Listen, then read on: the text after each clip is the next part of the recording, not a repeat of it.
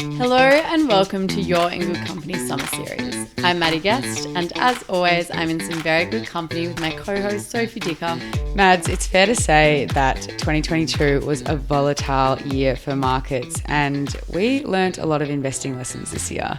If only we had had a crystal ball at the start of the year, it really would have helped with some of our investing decisions. So we thought, what a better way to start the new year than to create a little crystal ball of our own. We are bringing you industries to watch in 2023 as voted by you. 4 episodes over 4 weeks of Aussie summer. Or a winter series if you're joining us from the Northern Hemisphere. Welcome if you are. Hello. We are going to be exploring some of the most talked about industries that just might have their moment on the ASX this year. This series is brought to you by Global X, a powerhouse ETF provider in the local and international markets, offering investors best-in-breed products backed by industry-leading research. So I am pretty excited about today's topic. Today we are going to be talking about fintech. Can you give me a little rundown? What's your best explanation of fintech? Because I feel like I hear this word all the time. It is it's very topical. It seems to be talked about and a lot. It seems a bit like, what is it? Give me an explanation. So fintech is a combination of the words finance and technology. Wouldn't have guessed that one. Hey, you never know. I feel like sometimes with these things, you hear it so often that you just think it's its own word. Yeah, true. Anyway, fintech companies are basically the companies that are bringing together, new tech into the financial services space. And what's happening at the moment is that they're really putting a lot of pressure on the traditional existing banks, insurers, wealth managers to sort of really transform what they are doing and how they go about things. So it's like companies that want to work in financial services, like banking, wealth management, insurance, but they're putting a tech spin on it. Yeah, I think in simple terms, it's really sort of bringing innovation to the finance space. Okay, gotcha. Traditional banking. Get rid of it. I want to test you out. Okay. Do you currently use or interact with any fintech companies? Well, on online banking? Yeah. Is that fintech? I mean, it's not a fintech company, but I would say that's classified as fintech. Yeah. Okay. What about when I use my QR code and pay through my phone? Yeah, that's and probably, double click and it pays and orders for me. That would be that. I feel like that's exactly what it is. That sort of integrated finance into different apps and things like that. Okay, but other than that, I don't really think so. I don't know. Do you use Beemit? Yes, I do. That's a good one. That's one of my personal faves. I feel like there's probably a lot more companies than what we realise that we're using fintech. Yeah, I think the reality is that because of how prominently we use our iPhones these days, we're pretty much in a cashless society now. Fintech companies are everywhere and we're actually interacting with them literally every day. So why have fintech companies come about? I feel like I've heard a lot about a kind of an argument of, the traditional finance and banking system is a little bit backwards, and that's why people are bringing fintech to the space at the moment. Yeah. I think if we take a step back, I was actually reading recently a really interesting blog called Fintech Brain Food, and it really sort of laid out why the traditional finance, or TradFi is what they call it, is failing us. So I guess if you think about when banks were built, when insurance companies were built, this was so many years ago, and it was sort of, it was pre-internet. The world was a very different space. And I think as technology has evolved, all of these existing institutions have sort of tried to transform with it. But the reality is that they weren't built and set up in a time that, technology is how it is today. Yeah, it's interesting because I think of say your local bank down on the corner or whatever, they're open from 10 a.m. till 4 p.m. Yeah. And I always think in my mind, who is using a bank and why? Yeah. And then the other thing that comes to mind is when we tried to set up a joint credit card for our podcast adventures, we had to book an appointment and go in, and I thought it was the weirdest thing in the world. Yeah. That we had to go do that. And then that makes me think, wow, that system is it is pretty outdated. It's getting pretty old. I think the traditional system, there's limited access. There's also high fees associated. Like we spoke about this when we did our crypto series. In order to transfer money overseas, you spend a ridiculous amount of money on fees, which is just such a bizarre thing. Like when it's all digital already, why isn't that instantaneous already? It's a slow process. And there's also just a very sort of limited product offering. So I think that the sentiment then is that like the traditional banking system is kind of failing some people, and therefore fintech has kind of really emerged over the past couple of years. Yeah, so I sent you an article that I think we should chat through now. It's all about sort of what are the major trends in fintech that we can expect to see in the next year. I did my research. Nice. I read the article. I really enjoyed it. I'm glad. So the first one is this idea, which is embedded finance. So simply put, that is basically just the integration of financial tools or services into offerings that are sort of non-financial institutions. So I think even back to what you were saying before, when you're at a restaurant, you scan your QR code, and within that system, you are able to pay, you're able to transfer the money in order to pay for your food and drinks. Another example is like Uber, for example. So like you pay before you even get in the car, but that's linked to a completely different service to anything to do with like money or banking or finance. And even like if we think about the lending space, traditionally, you had to go to your bank, you had to apply, it was go through a really lengthy process where you disclose lots and lots of information. And now buy now, pay later exists. And that is a much more frictionless, easy, fast user experience for everyone. Obviously, there are some downsides as well to that. But I think if we take a step back and just appreciate the technology from like a pure tech format, that is like quite amazing compared to what the traditional banks previously offered. So the first trend that the article saw was embedded finance, kind of payment systems that are embedding themselves or technology that's embedding themselves in more traditional industries. What's the second trend? Number 2 is alternative financing. Ooh. Otherwise known as alt-fi in the cool fintech I love world. this like trad-fi, I know. alt-fi. Like what's the fi? Like I get the fi is finance, but like guys, it's fine. Let's just call it by what it is. It's not that hard to say. Yeah. Although I have this constant issue where, because I studied finance at uni, when people ask me what I studied, I say the word finance and they think I'm saying fine arts. Oh, lol. And I'm like, it could not be further from the truth. Yeah, but if I saw you on the street and I was like, what are you reading about at the moment? And you said, I'm reading about tradfi, I'd have to ask what that is. Whereas if you said traditional finance, I'd be like, you'd get a bit more of it. It's still weird though. Yeah, it'd be weird. What did you study at uni? I majored in fi.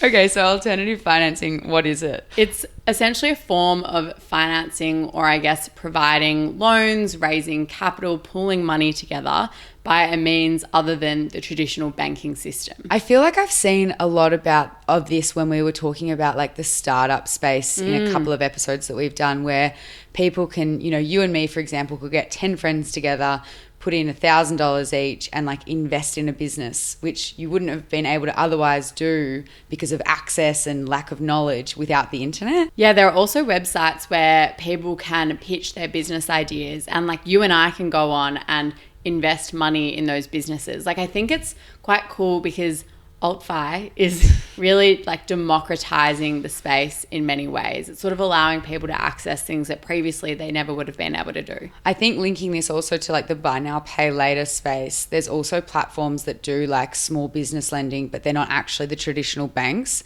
So they've come in and there's kind of less regulatory like issues around it, but you could go and get like, I don't know, a quick $5,000 you might need for some supply chain issues, rather than having to go to a bank and go through such, as you said before, lengthy and regulatory processes.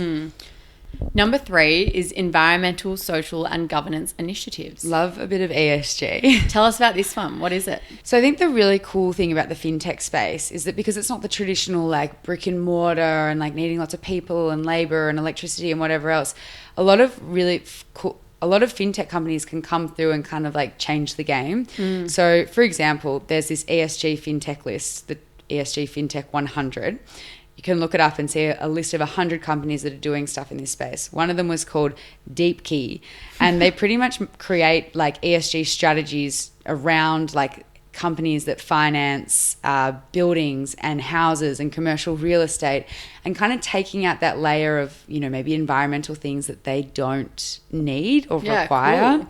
Another one was called Green Assets Wallet, which is a platform where you and I can go on there and direct our capital, money that we want to invest, to net zero economies. Love. So I think the ESG kind of space is just...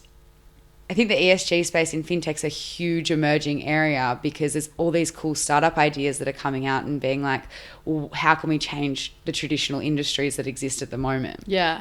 I was reading an article the other day about how the Monetary Authority of Singapore has joined with Google Cloud to launch, like, it's called Point Carbon Zero program. And basically the goal is to support startups or support climate fintech sort of companies in Asia, and really try and sort of direct more money and more capital to those sort of companies, which I also thought was very cool. All wouldn't happen without the internet. Seriously. Combining finance and technology. The fourth one is one that we have covered a little bit off on the podcast before, decentralized finance, otherwise known as DeFi. Why? Sorry, it's important jargon to get your head around. That's true. So decentralized finance is something that is often referred to as like blockchain. Yeah. And in the simplest of terms, it is a record of transactions that you cannot change. Yeah. So if Maddie pays $5 to Sophie, it'll come up on the blockchain. We can all see it, and you can't ever erase that. I can't say, no, she paid me $10. Or you can't say, you still owe me $5. Exactly. So it's kind of like democratizing and making transfers of money and other things quite open and transparent. Yeah, I think we should talk through maybe some of the other like innovations that are coming through as well. So within sort of that blockchain technology, you gave one example around money, which I guess is linked to crypto, in particular, probably Bitcoin. But there's a lot of other uses as well. Yeah, one example is like smart contracts. So have you ever come across like DocuSign, for example?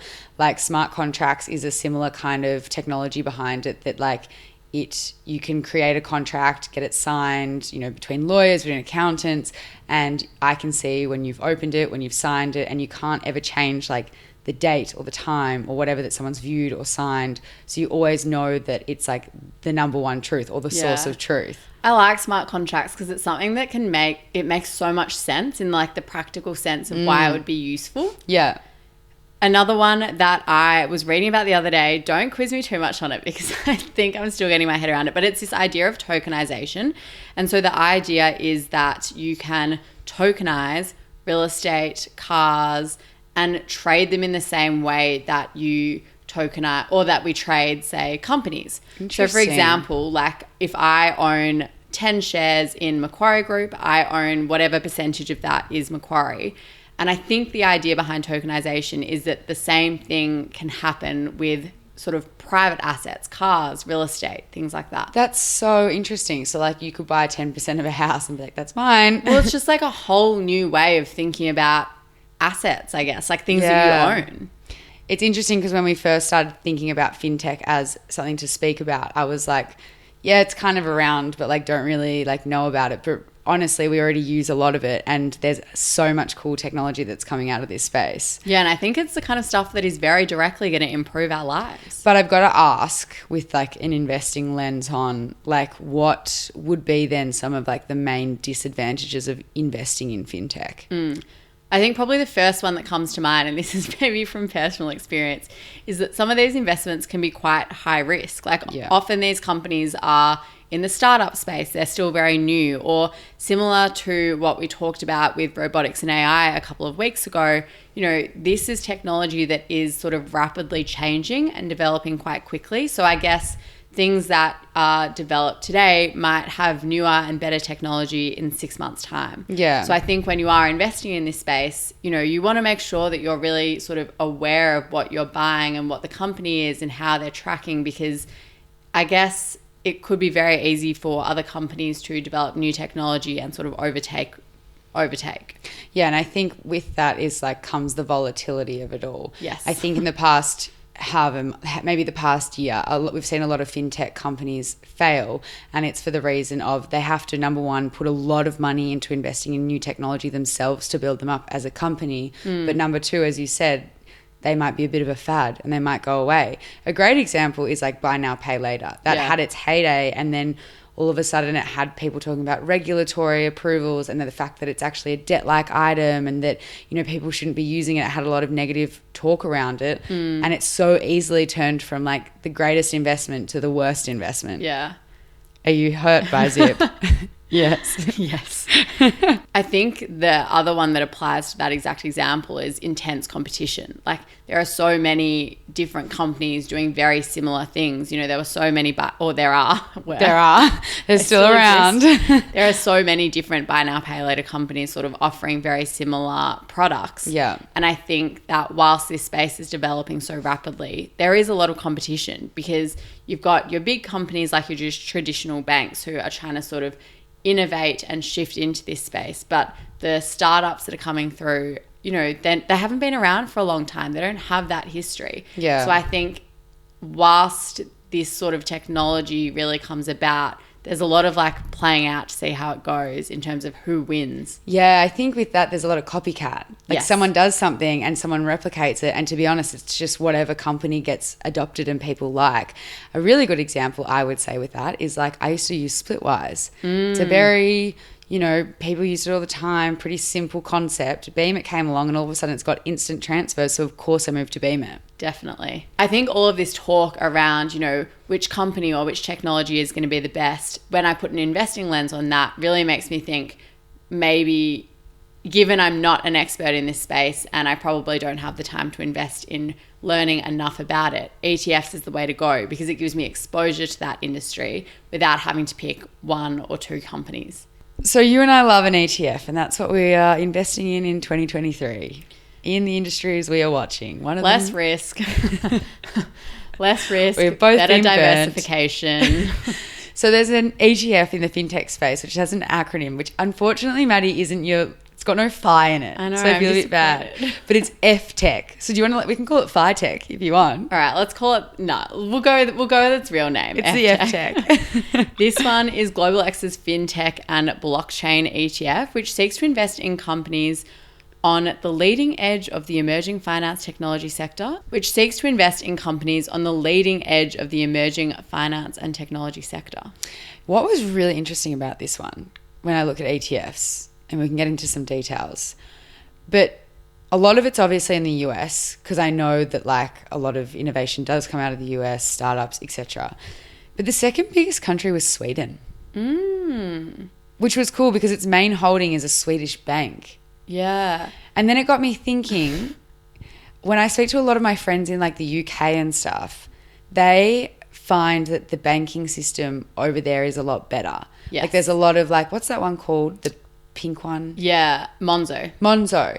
And that's all on offline. And like we don't have a lot of, like there's some in Australia that I've seen, but I feel like overseas it's taken off a lot more. Yeah, I've actually often thought that if we were to start a company, it could be in this space because I completely agree. Like whenever I've traveled and whenever friends live overseas, they seem to have such a good experience and we just don't have the equivalent. I know. And I think it's also because they're like translating between currencies like pound and euro and whatever else.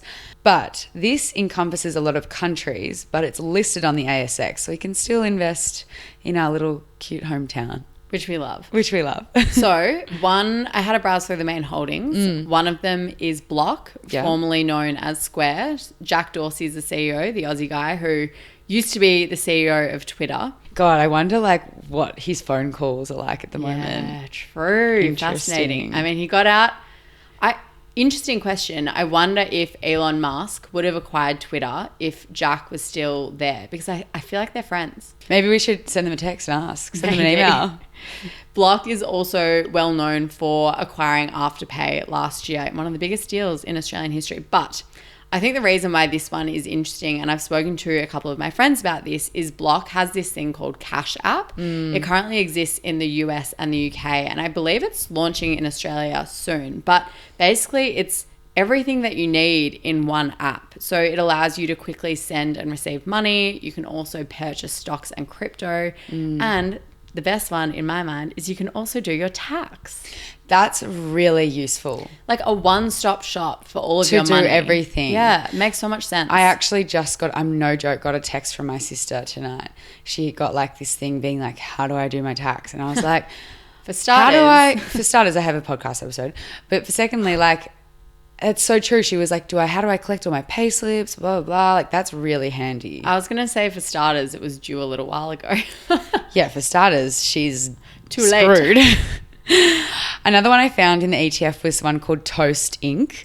I love when I'm looking at the ETFs, I always just get drawn to certain names. Yeah. So obviously I'm drawn to Toast Inc. Obviously. But it was actually interesting because it's a like restaurant point of sales management system. So it like helps restaurants like track orders, track cash, track all that kind of stuff. So it kind of consolidates the traditional writing on a pad and paper and collecting cash all into like one app that they can use. Very interesting. I hope these apps also, I don't know if this so much is what Toast Inc. does, but I remember when I used to be a waitress and work in a restaurant, the whole cashless thing really killed tips. Yeah. So hopefully they think about a way to, think of the staff in these apps. Yeah, I'm sure they would. Another one that I found quite interesting is called Northern Data. It's a financial analytics platform, and they basically have data centers that are all over the globe. And they build everything from sort of hardware for electricity, visualization, cloud technology, software, so all with sort of a finance lens. Right. So you're really getting a lot of diversification in this ETF. And then it would be remiss not to mention that they also do have like Coinbase in there. Yes. So obviously Coinbase is very much associated with cryptocurrency given it's an exchange, but they do a lot of work in like that blockchain space. So it does give you that little bit of exposure to the upside of crypto if there ever is any soon. But it's like a well-rounded ETF because it's obviously got like more traditional kind of platforms of in the finance space. Nice. Definitely one to get you thinking. I always love browsing through the holdings and just getting some inspo around what the different things are that you can actually invest in. Maybe you should create an ETF in the fintech space and call it Fi-Fi. I like it. That can be my summer project. Speaking of summer, woo-hoo, or winter. Yeah. Northern Hemisphere. Speaking of all the seasons. Spring and autumn. What is your recommendation for our final episode of our summer, winter, autumn, spring series? Have you watched Stuz on Netflix? No. Oh my gosh, it's so good. You're going to love it. So do you know Jonah Hill? Love that him. actor. Yeah. So it's a documentary. I was about to say docuseries. It's just one episode. Oh. It's a documentary. Do you know what it is now? I've seen. Is it with an old guy? Yeah. So he created this documentary. It's in black and white. Yeah. Which is very cool. And it's all about his psychologist. So he has been seeing his psychologist for like, I think maybe 5-6 years now. And his psychologist has all these sort of isms, like when people say they have their own theories around things. So his psychologist Phil Stutz, hence the Stutz, has all these awesome like theories about life that he has taught Jonah, and Jonah wants to like share them with the world. And they're so good. It's a really, to give you some context, I watched it with my housemate. Yeah. And we loved it. And we ended up having it was like one of those things where you like stay up for hours just like talking about all of it. Yeah. And then literally the next night I got home and another housemate was watching a movie and he was like, oh, should we watch something? And I was like, yes, let's watch Stutz. And I watched it next night back to back because it's just one of those things that every time you watch it, you're going to get more out of it. It was so good. I can't recommend it more highly. So gather the people you love in your life this summer and watch Stutz. Love it. What have you got for me? Did you know that Dua Lipa had a podcast? No. I know. Neither did I. But am recommending, she has a podcast called Dua Lipa at Your Service.